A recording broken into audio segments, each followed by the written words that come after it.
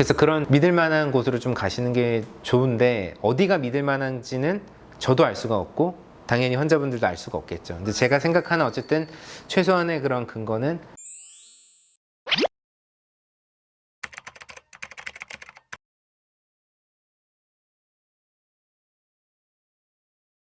그것도 제가 볼 때는 그 상태에 따라 가지고 우리가 조금 다를 것 같아요. 다를 것 같은데, 저희도 이제 그런 경우들이 있어요. 환자분이 어떤 한 부위가 아프다라고 하시는 분들이 있는데, 환자분은 나는 어떤 치아가 불편하다고 생각을 하는데 실제로는 그거에 옆에 있는 다른 치아인 경우들도 있고, 치아 문제가 아닌 경우도 있고, 심지어는 나는 아래쪽이 아프다고 했는데 위치아가 원인인 경우도 있어요. 환자분들이 말을 안 믿어요. 아니 나는 아래가 아프다니까, 근데 위에가 문제일 가능성도 있어 보입니다 하면 절대 안 믿어요. 그럼 저희가 이제 어떻게 잘 설득을 해서 위쪽을 한번 먼저 저희가 마취를 한번 해볼게요. 위쪽을 마취했거든요. 아래쪽 아픈 게 갑자기 사라졌다고 말씀을 해요.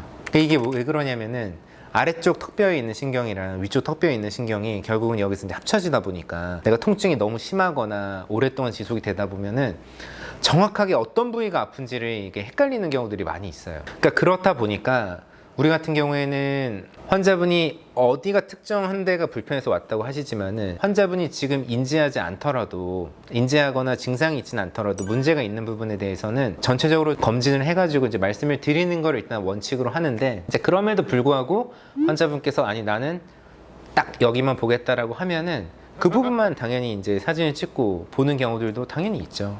근데 그게 전체 엑스레이를 찍었다고 해서 그것이 과잉 진료거나, 저는 절대로 그렇게 생각하지 않습니다.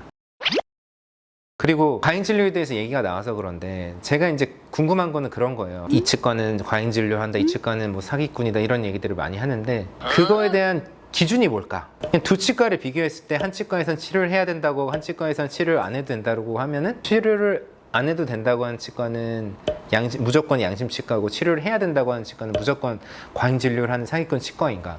이런 거에 대한 저는 이제 의구심도 사실은 좀 있긴 해요. 왜냐면은 아예 아무것도 없는 멀쩡한 상태를 정말로 치료를 하자고 하는 그런 치과 의사도 있을까? 이런 생각이 사실 개인적으로 들긴 하거든요. 이게 충치라는 게 0, 1, 충치가 없다, 있다, 이렇게 두 가지만 있는 게 아니고, 저는 항상 환자분들한테 말씀을 드리는 게, 충치는 0부터 100까지가 있습니다. 그러면은 이게 어느 정도 이상이 진행된 거면은 당연히 무조건 좀 치료를 하셔야 되는 부분이 있고, 너무 심하게 진행된 거는 아예 이제 이를 뭐 빼야 되는 경우도 있을 수도 있고, 그런데 그런 이제 치료를 안 하고 지켜봐도 되는 경우들도 있죠.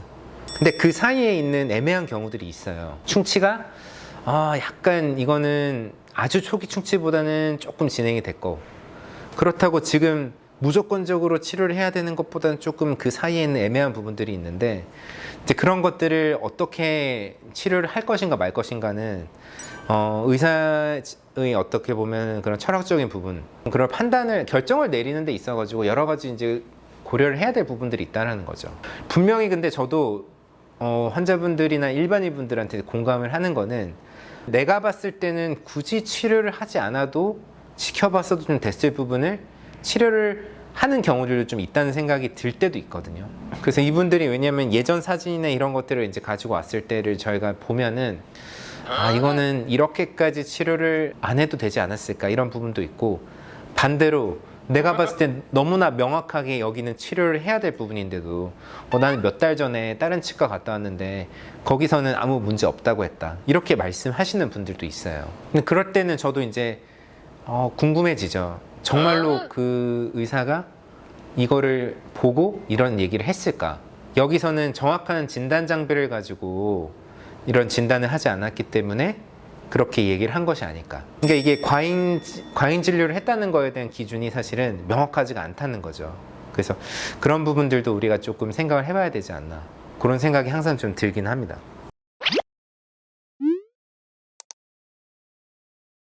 판단하기 쉽지 않을 것 같아요. 근데 왜냐하면은 치과 의사인 제 입장에서도 어떤 환자분들이 왔을 때 자그마한 충치들은 있는 분들이 되게 많아요. 그러니까 작은 그런 초기 충치들까지 포함하면은 충치 개수만으로 치면은 뭐 10개, 20개 이렇게 있으신 분들도 있죠. 근데 그거를 치료를 해야 되느냐, 아니면은 어떤 치료를 해야 되느냐, 레진으로 이렇게 때우는 치료를 해야 되냐, 아니면 뭐 이를 크라운을 씌워야 되냐, 신경 치료를 해야 되냐, 이제 그런 것들이 좀 차이가 있을 수는 있거든요. 근데 그거는 딱 정확한 기준점은 없어요. 분명히 말씀드리지만. 근데 제 입장에서는 환자분들한테 이거를 뭐 나중에 조금 더 진행되면은 치료를 합시다 이렇게 저는 얘기를 많이 하는 편이긴 해요. 좀 지켜보자고 얘기를 많이 하는 편인데, 그렇게 됐다가 뭐 그게 6개월이든 3개월이든 6개월이든 1년이든 뒤에 왔을 때 그게 충치가 더 진행이 돼가지고 환자분이 그때는 작은 치료를 할 수 있었던 게 충치가 더 진행이 돼서 다음번에 더 큰 치료가 되는 경우들도 간혹 있거든요. 그러면은 이게 어떤 게 더 과잉 진료인가 이런 생각이 이제 들 때가 있는 거죠.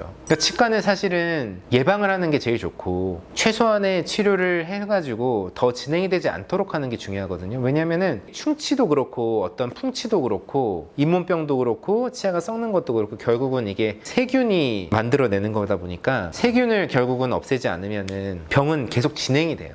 그런 부분들이 있다 보니까 무조건적으로 많이 치료하라는 데가 과잉 진료를 하는 데인지도 정확하게 사실 판단하기 어렵다. 근데 제가 분명하게 말씀드릴 수 있는 거는 일단 적어도 치과 의사가 엑스레이가 됐든 아니면 구강 내 사진이 됐든 그런 사진을 토대로 해서 환자분들한테 직접 보여주면서 설명을 하는 치과로 가야 된다는 거죠. 그냥 그런 경우들이 많잖아요. 아, 여기 충치 있으니까 치료할게요.